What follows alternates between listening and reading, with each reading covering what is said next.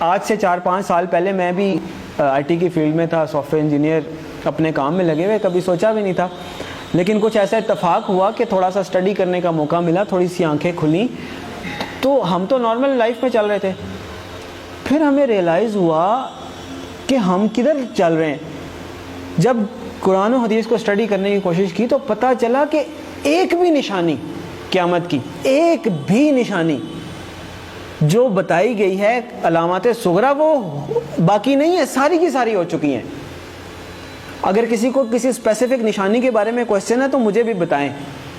اول تو مطلب جو میں نے اسٹڈی کیا ہے مجھے تو تقریباً سب ہی ملی ہیں۔ تو ایک دن ایک صاحب کہنے لگے آپ تو کہہ رہے ہیں ساری ہو گئی ہیں، پیلے جھنڈے نہیں کہیں سے نکلے۔ تو میں نے کہا پیلے جھنڈے تو وہ رابعہ ابھی نکلے تھے مصر میں، جب صدر مرسی کی حکومت انہوں نے گرائی تھی تو وہاں پہ پیلے جھنڈے رابعہ کا نشان انہوں نے بنایا تھا اور بڑی احتجاج کی تھی، وہاں سے پیلے جھنڈے نکلے تھے۔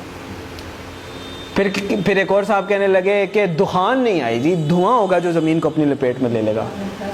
میں نے بتایا کہ دخان تو اللہ واللہ عالم، ہم عقل کل نہیں ہیں، لیکن دیکھیں ہم نے تو وہ دیکھنا ہے کہ جو ہماری سمجھ میں بات آتی ہے۔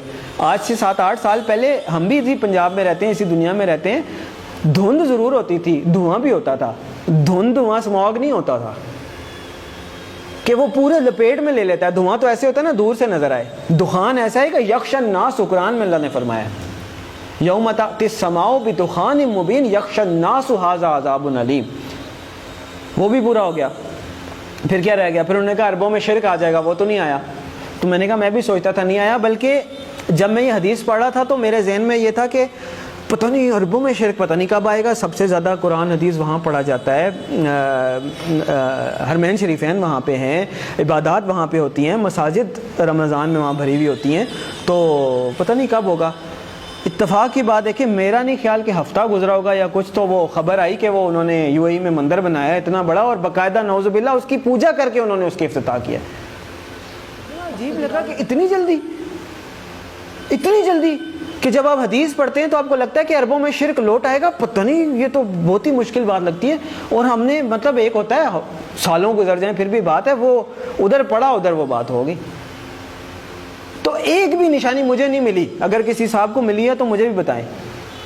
اس کا مطلب ہے علامات صغریٰ ساری پوری ہو گئی ہیں، اب علامات کبریٰ کا وقت ہے۔ پہلی علامات کبریٰ میں سے پہلی کیا ہے؟ امام المہدی کا ظہور پہلی علامات کبریٰ میں سے پہلی بڑی نشانی ہے۔ دوسری ہے دجال کا ظہور،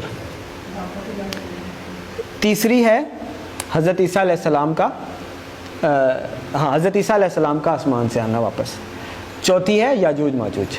4 یہ نشانیاں ہیں قیامت کی علامات کبریٰ۔ پھر 2 اور نشانیاں ہیں، سورج کا مغرب سے نکلنا اور دعوت الارض کا نکلنا۔ کیٹیگرائزیشن یہ حدیث میں نہیں ہے کہ 4 نشانیاں یا 5 ہیں، ویسے بتایا گیا ہے، اس کو پھر علماء نے اپنے حساب سے، جیسے میں نے پہلے آپ کو بتائی دخان ہو گیا یا مختلف رابعہ ہو گئے، پہلی پیلے جھنڈے ہو گئے، یہ وہ ان کو علامات صغریٰ کہا گیا ہے، چھوٹی نشانیاں، اور یہ جو ابھی میں نے 4 آپ کو گنوائی ہیں نا علامات کبریٰ کے طور پہ کیٹیگرائز کیا گیا ہے۔ لیکن یہ جو باقی 2 ہیں میں ان کو علامات کبریٰ میں کیٹیگرائز نہیں کرتا، میری اپنی ایک کیٹیگرائزیشن ہے۔ کیوں؟ اس لیے کہ آپ صلی اللہ علیہ وسلم نے فرمایا کہ جب دعوت الارض نکل آئے یا سورج مغرب سے نکل آئے پھر کسی کی توبہ قبول نہیں ہے، جو ہے جیسے ہے ویسے ہے، کوئی نیک ہے بد ہے، کافر ہے مسلمان ہے مسلم، پھر کسی کی توبہ قبول نہیں ہے۔ اس کا مطلب یہ ہے کہ یہ جو 2 نشانیاں یہ قیامت قائم ہونے کے واقعات ہیں، وہ تو ایک قسم کی قائم ہو گئی نا قیامت۔ تو جو نشانی تو وہ ہے کہ آپ الرٹ ہے، نشانی ہے بھائی آنے والی ہے، تیار ہو جائیں۔ تو جب آ گئی تو پھر تو نہ توبہ ہے نہ کچھ ہے، پھر تو نشانی نہ ہوئی، پھر تو ہو ہی گئی۔ جب توبہ ہی نہیں قبول، اس کے بعد آپ کوئی چینج ہی نہیں، ایکسیپٹنس۔ تو اس لیے 4 نشانیاں قیامت قائم ہونے کی ہیں، اس وقت تک پھر بھی چانس ہوگا، ایون دجال کے آنے کے بعد بھی چانس ہوگا اگر کوئی توبہ کرتا ہے، اللہ توفیق دیتا ہے۔ حضرت عیسیٰ علیہ السلام دنیا میں آتے ہیں، چانس ہے، یاجوج ماجوج آتے ہیں، چانس ہے، لیکن اس کے بعد دعوت الارض نکل آیا یا سورج مغرب سے نکل آیا پھر ختم۔ تو علامات صغریٰ ساری پوری ہو گئی، علامات کبریٰ کا وقت، اور علامات کبریٰ میں سب سے پہلے امام المہدی کا ظہور ہے۔ اور میرے بھائیوں، میرے پاس مطلب وہ اذان دینے والی بات ہے کہ وہ مؤذن اذان دیتا ہے نا، وہ کبھی کئی 1-2 بندے آتے ہیں، کبھی کوئی بھی نہیں آتا۔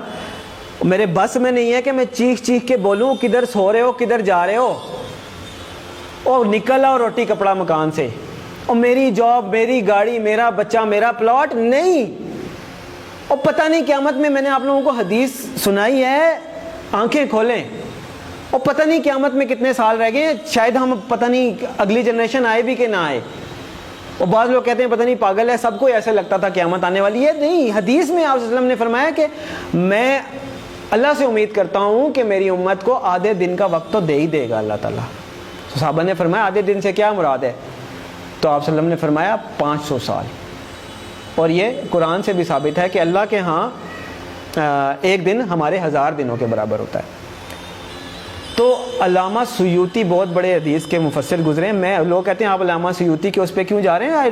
مطلب جو مفسرین گزر چکے ہیں، حدیث کے انٹرپریٹیشن دے چکے ہیں، اب میں نے نئی تو نہیں دینی، اللہ معاف کرے. تو علامہ سیوطی رحمۃ اللہ علیہ نے اس کی انٹرپریٹیشن میں لکھا ہے کہ اس کا مطلب ہے کہ ایک دن کے بعد 1.5 دن، یعنی کہ پچھلی امتوں کو کسی کو 1 دن ملا، کسی کو آدھا دن ملا، کسی اس طرح، یعنی کسی کی عمر 1000 سال ہوئی، کسی کی 500 سال، مختلف. تو انہوں نے اپنے حساب سے بتایا کہ اس کا مطلب ہے 1 دن کے بعد آدھا دن اس امت کے لیے. یعنی باقیوں کو اگر 1 دن ملا ہے تو اللہ تعالیٰ اس امت کو آدھا دن مزید دے دے گا، باقیوں سے زیادہ تھوڑی سی مہلت دے دے گا. تو 1500 سال ہجری. او بھائی کدھر بیٹھے ہیں ہم؟ 1443 ہی ہے نا. تو گنتی کا حساب لگا لیں، 60 سال پورے نہیں رہتے. میں نہیں کہہ رہا. تو اس کا مطلب یہ ہے کہ تھوڑا سا، میں یہ نہیں کہہ رہا کہ 60 سال میں ہی آ جائے گی، یعنی اللہ تعالیٰ نے اگر آدھے دن کی مہلت دینی ہے، اللہ کی مرضی، تھوڑا بہت آگے پیچھے بھی ہو سکتا ہے. لیکن سمجھنے کی بات ہے کہ ہم بالکل ایج پہ کھڑے ہیں، گرنے لگے ہیں نیچے، اور دیکھ پیچھے جا رہے ہیں. وہ کہتے ہیں نا کہ سامان 100 برس کا، پل کی خبر نہیں.